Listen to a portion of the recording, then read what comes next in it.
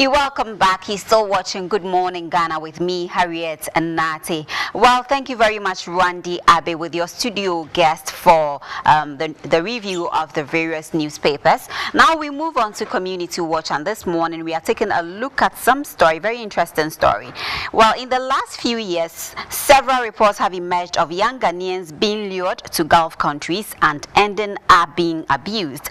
Is the situation that gloomy? We ask. What exactly should Ghanaians know before they embark on such journeys? My colleague Gabriel Torgbor-Ashong has more of the story. Let's cross over to him. In recent years, reports of Ghanaian migrants facing harsh conditions in countries forming the Gulf Cooperative Council have widely been shared in mainstream media and across various social media platforms. These countries include Kuwait, Qatar, Bahrain, United Arab Emirates, Saudi Arabia, and Oman. The BBC reported Qatar migrant workers describe pathetic conditions. The Sun newspaper published Hell Made in Kuwait. Metro TV broadcast Latifa, the abused maid. Then City FM Online, another Ghanaian girl rescued from Kuwait. The construction sector has often been cited as full of abuse. With an estimated 1.5 million migrant workers, Amnesty International in 2015 released a report describing Qatar as still failing its migrant workers, an assertion the country denied. In a BBC interview, John, not his real name, a Ghanaian driver working in the housing sector, testified that we are suffering badly at the hands of our employers. It is 40 to 50 degrees Celsius here during the day, but there is no air conditioning in our vehicles, and we are breathing sandy air. There is nobody to fight for us. For almost 2 months now, my company has refused to pay our salaries. I start at 5 a.m. and work until 7 p.m. We have no days off to rest. These reported cases of poor working conditions for migrants are not only in the construction industry. In the domestic servicing sector, young women are mostly the victims. There are videos showing a Ghanaian lady gone mad.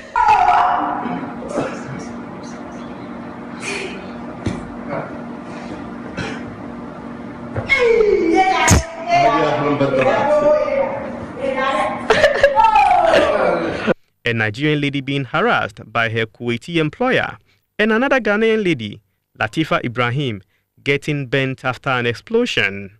At age 17, Latifa had a chance to travel to Kuwait. Information no be from me mama panyin chen. See, to see me wo fie, abane se omu betu kwanti. Akwantu no kwa koye adwuma na me bisa se.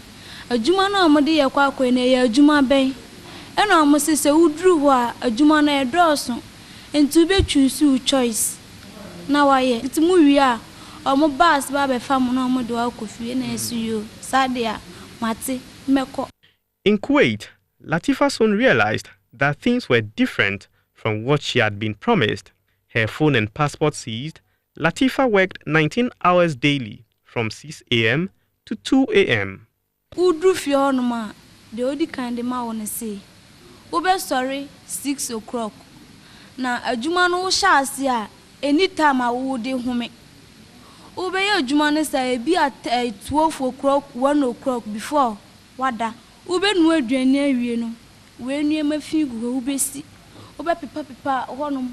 We di ne de ba wusi na we su di ne de ba me wa wu ato so. Enti time no. Eno ane se akọ wu ni humie bia o de home. Me ka se bola nsusu wa ube twe bola no. Na nkwala no so mo dos wo fi onu obi aso be se ne kete so ama no. For Latifa, the worst was yet to come.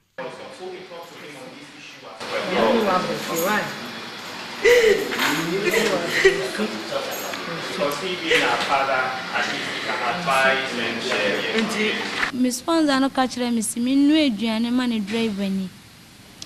Me by Ben Adrian, and a gas no jeep at once. They me who ye many so me too, and a bus and me trash ye. And to me the force, Satan feel whole be added that. Me the force no sorry call bathroom, and I make a phone so the goo me home. A friend of Bass sorry, I obey who nanum, a pasting is sent. ama me akɔkyerɛ no kwan a gas no fa so hye me a baabi a me kofa nsuo gu me ho. In Latifah's case, the travel agents from Ghana who lure the ladies become the accomplices of the Kuwaiti slave masters and leave the ladies to their fate. But some Ghanaians living in the Gulf countries have strongly come out to state that reports of abuse are false.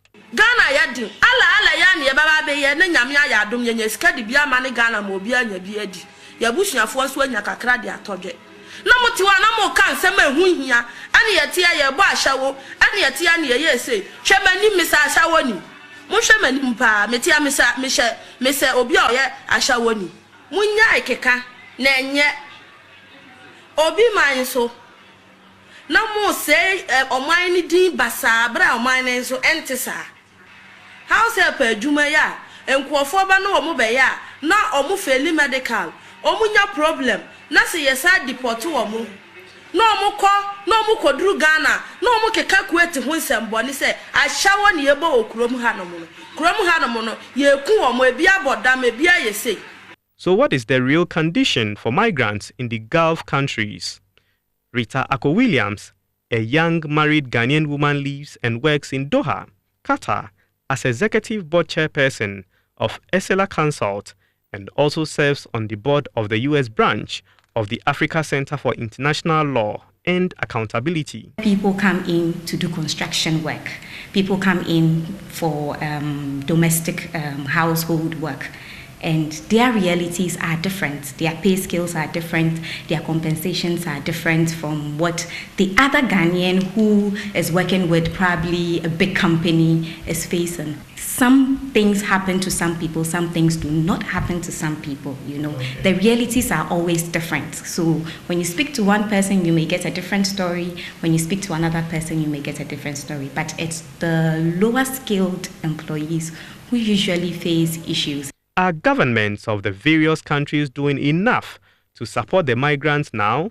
Well, they are trying. They are, I would say, making the efforts. Really, we don't hear of big clamping down on such individuals. Unfortunately, what we hear is what we get, and that's it. They put out statements, or like the example is with this labor law that I just mentioned. For domestic workers in the Gulf states, there are no labor laws that actually governs their form of employment. In 2011, there was a drafted law, but then it had to be put on hold because in Qatar. But it had to be put on hold because the Gulf states decided to come together to put up a common drafted labor law for the domestic workers.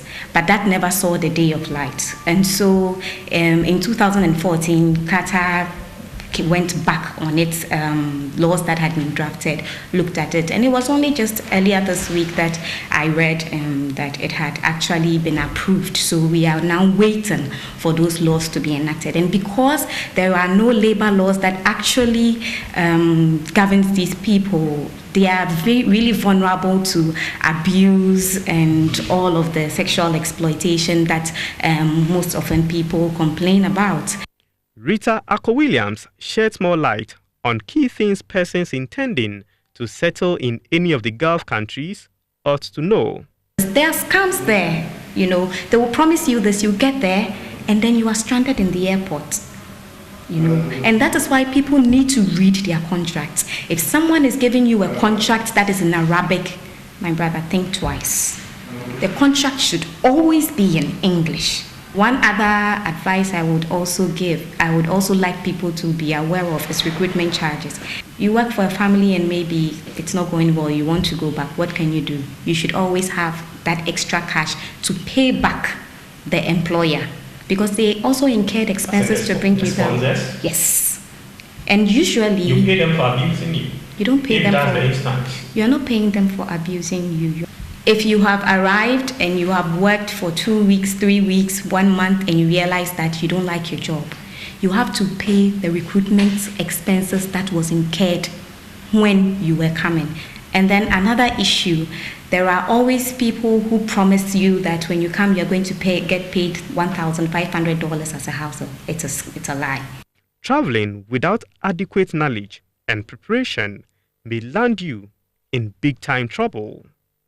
From Accra, this is Gabriel Obodai Torgbor-Ashong reporting for Metro News. This investigative report was brought to you by Metro TV, African Center for International Law and Accountability, and Panos West Africa with support from the European Union. Wow, quite an interesting story there.